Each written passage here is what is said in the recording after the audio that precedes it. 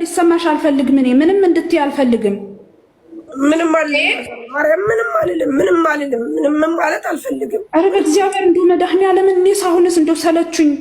ምንም አልልም ማርያም ምንም ማለት አለ። ምክንያቱም ያቀናበሩት ነገር እንደሆነ ሀገሬን ያውቃለሁ። የተጻጻፉትን ነገር ልከውልኛል። ገባሽ? እኔ ያውቃለሁ። እኔም ፌመስ ነኝ። እኔም ወዳጅ አለኝ። ገባሽ? ወዳጅ አለኝ ይነግረውኛል። እንደ አልተጣላንም ትናንትና። እኔ ከማንም አልተጣለው፣ ጸብም የለኝም። ልጆቹ ገቡ፣ ጠየቁ፣ አወራኋቸው፣ መልስ ሰጠኋቸው። ሰው የሚፈልገውን ነገር የመናገር መብት የለውም።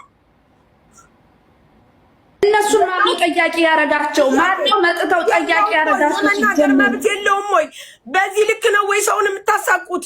በዚህ ልክ ነው ወይ ሰውን ሰርቶም እንዲበላ ማታረጉት? በዚህ ልክ ነው ወይ? ሀገሬ ምንም አልተናገርኩም እኮ እኔ እሷን ከመደገፍ ውጪ ብናገርስ መብቴ አይደለም? መብቴ እኮ ነው። አልተናገርኩም። ደግሞ ገቡና አማራዊት ጠየቁኝ፣ መለስኩላቸው። አበቃ። ይሄ ነው፣ ሌላ ነገር የለውም። ሰው እንዴት በዚህ ልክ እንደዚህ ቆሻሻ ይሆናል? ሰው